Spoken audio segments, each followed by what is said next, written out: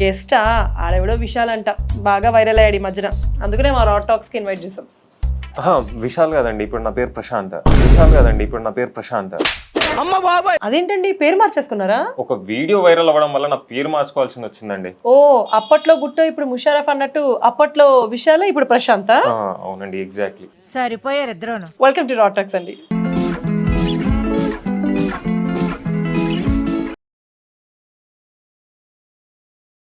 అవును, ఇంతకీ ప్రశాంత్ అనే పేరే మీరు ఎందుకు పెట్టుకున్నారు? వై కట్టప్ప కిల్డ్ బాహుబలి అనే క్వశ్చన్ తర్వాత అతి వైరల్ అయిన క్వశ్చన్ హూ ఇస్ విశాల్. ఏంటిది మాకేంటిది అంటున్నాను. ఆ వైరల్ వీడియో వల్ల నా జీవితంలో ప్రశాంతత లేకుండా పోయింది, అందుకే ప్రశాంత్ అని పెట్టుకున్నా. మీ జీవితంలోనే కాదండి, చాలా మంది జీవితాల్లో ప్రశాంతత పోయింది. ఆ వీడియో వైరల్ అయిన తర్వాత మీరు ఫేస్ చేసిన ఫస్ట్ ఇబ్బంది ఏంటండి? నేను ఒక జాబ్ ఇంటర్వ్యూకి వెళ్ళానండి. రెజ్యూమ్ లో విశాల్ అనే పేరు చూడగానే ఫస్ట్ ఒక క్వశ్చన్ అడిగిందండి. నేను కూడా సబ్జెక్ట్ ఏమో అని చెప్పి మరీ ఇంట్రెస్టింగ్ గా విన్నానండి. డోర్ ఎవరు ఓపెన్ చేశారో అని అడుగుతుందండి. చెప్పండి, మాకు చాలా ఎక్సైటెడ్ గా ఉంది. బాగా ఎక్సైట్మెంట్ ఫీల్ అవుతుంది. అదేదో వైరల్ అయిన వీడియోలో డోర్ ఎవరు ఓపెన్ చేశారో నాకెట్లా తెలుస్తుందండి? అబ్బా, మీకు కూడా తెలీదా?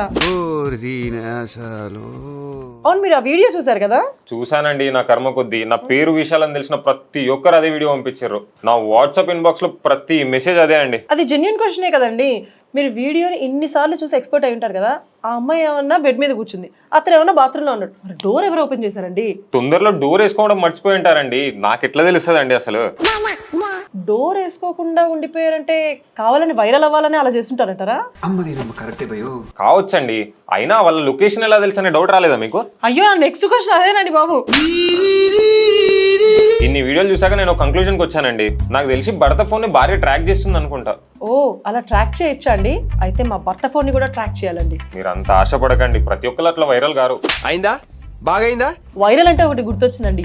సింగిల్ బాయ్స్ అందులో తెగ స్టేటస్లు పెట్టేశారు, నాకు దొరికిపోవడానికి ఎవరు లేరు బ్రో అని. నేను కూడా చూసానులేండి, మా దోస్తులు కూడా కొందరు పెట్టిరు దరిద్రులు. పాపం ఫీల్ అన్నట్టున్నారు. అసలు ఇంకో అతి పెద్ద డౌట్ ఉండిపోయిందండి. భార్య కంటే కూడా ఆ వీడియో షూట్ చేసిన ఆ కెమెరా ఉమెన్ ఉందే, ఆవిడ ఎక్కువ ఫీల్ అయ్యారేంటా అని. ఎల్కల బోన్ పెట్టినప్పుడు ఎల్క పడితే ఎంత ఎగ్జైట్ అవుతారో అంత ఎగ్జైట్ అయింది ఆమె. నాకు తెలిసి ఆమెనే పట్టించుంటది. ఇదేం ట్విస్ట్? అవునండి, అసలు సాంగ్ ఎక్కువ వైరల్ అయి ఉంటుందంటారా, లేకపోతే ఈ వీడియో ఎక్కువ వైరల్ అయి ఉంటుందంటారా? నాకు వచ్చిన మెసేజ్లు షేర్లు చూస్తే మాత్రం ఇదే ఎక్కువ షేర్ అయింది అనుకుంటా. మామూలుగా సాంగ్స్ కి క్యాంపెయినింగ్ చేస్తుంటారు కదా, ఈ వీడియోకి జనాలు సెల్ఫ్ క్యాంపెయినింగ్ చేశారు, ఎవరు అవసరం లేకుండా.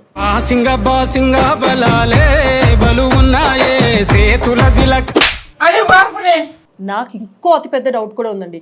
ఆ సాంగ్ ఆల్రెడీ హిట్ అయింది. ఎంత హిట్ సాంగ్ అయినా ఒక స్టేజ్ తర్వాత స్లో డౌన్ అవుతుంది. మళ్ళీ ట్రెండింగ్ లోకి రావడానికి ఇదేమైనా స్కెచ్ చేస్తుంటారేమో అని డౌట్ గా ఉంది. ఎవరైనా సాంగ్ ని సక్సెస్ చేయడానికి సంసారాన్ని బయట పెట్టుకుంటారా అండి? అది కూడా సంసారంలో ఉన్న బొక్కల్ని బయట పెట్టుకుంటారా అండి? నాకు డౌటేనండి. డోర్ ఓపెన్ చేశారంటే అది స్కెచ్చే.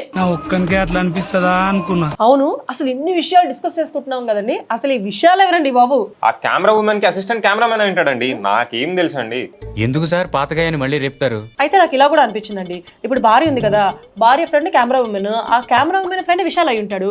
అయితే భార్య ఫ్రెండ్ ఏమన్నా అదిగో వాళ్ళిద్దరికి ఎఫ్ఐఆర్ ఉంది, అది ప్రూవ్ చేద్దాం అనుకుంటుంది. సో విశాల్ ఏమన్నా అదంతా ఏం లేదు అని అనుకుంటుంటారు. వీళ్ళిద్దరూ బెట్ కాసుకొని ఉండుంటారు. అందుకే వెళ్ళగానే ఏ విషయాలు చూడు, ఏ విషయాలు చూడు అంది. లేకపోతే ఈ పత్త వ్యాపారం చూడడానికి విశాల్కి ఏం పనండి? మీరు మొత్తం విశాల్ ప్రపంచంలో ఉన్నారండి. కొన్ని రోజులు అయితే బుక్ రాసేలా ఉన్నారు. బుక్ ఏంటండి, సస్పెన్స్ థ్రిల్లర్. తెలుగు రాష్ట్రాల్లోనే సస్పెన్స్ థ్రిల్లర్ ఇది. మనలో మన మాట. ఇంతకీ ముందు దొరుకుంటారంటారా, తర్వాత దొరుకుంటారంటారా? వాష్రూమ్ లోకి వెళ్ళాడంటే తర్వాతే దొరుకుంటాడు. పక్కోడు పని మీద ఉన్నంత ఇంట్రెస్ట్ సొంత పని మీద ఉండదు జనాలకి. కానీ ఆడదానికి ఆడదే శత్రువు అని అంటారు కదా, అక్కడ ప్రూవ్ అయిందండి. ఆ అమ్మాయిని ఏమన్నా కొట్టారో తిట్టారు, వాడిని మాత్రం వెళ్ళి బుజ్జగించారండి. కరెక్ట్, ఇది కరెక్ట్ గా చెప్పావయ్యా. కరెక్ట్ చెప్పారండి. అట్లీస్ట్ మీరన్నీ పాయింట్ మాట్లాడారు. ఆ అమ్మాయిని కొట్టడమే కాక ఇంకో పెద్ద అన్యాయం కూడా చేశారండి. అసలు వితౌట్ మేకప్ తో వీడియో తీసారండి. ఇదంతా కాదండి, ఆమె మేకప్ వేసుకుందా మేకప్ వేసుకోలేదా, అలా సంసారాలు ఎన్ని బొక్కలు ఉన్నాయి కాదండి. అసలు విశాల్ ఏం పాపం చేశాడండి? విశాల్ అన్న పేరున్న వాళ్ళు ఏం పాపం చేశారండి? వీడేంటి తెగ ఫీల్ అయిపోయాడు? పాపం ఏంటండి? పాపం అంత వైరల్ అయితే పాపం ఒక్కొక్కరు వైరల్ అవ్వడానికి ఎంత కష్టపడతారండి. వాళ్ళు చూడండి, నేను చక్కగా వాళ్ళు కూర్చుని చోటే ఉంటే తెగ వైరల్ అయిపోయారు. పక్కోడు చావు కూడా మీకు సంగీతమేనే. పైగా ఈ మధ్యకాలంలో విశాల్ మీద సాంగ్ వచ్చింది కదా, విశాలో అని చెప్పి. విన్నానండి ఆ దారుణం కూడా. ఇన్ని దారుణాలలో అది ఇంకో దారుణం. నేనేం పాపం చేశాను, నాకే ఇన్ని కష్టాలు వచ్చాయి. ఇప్పుడు ఈ సాంగ్ హిట్ అయింది కదండి, ఇంతకు ముందు సాంగ్ హిట్ అవ్వడానికి ఇప్పుడు ఈ స్కెచ్ అంతా వేసి డ్రామా ఆడుంటారండి.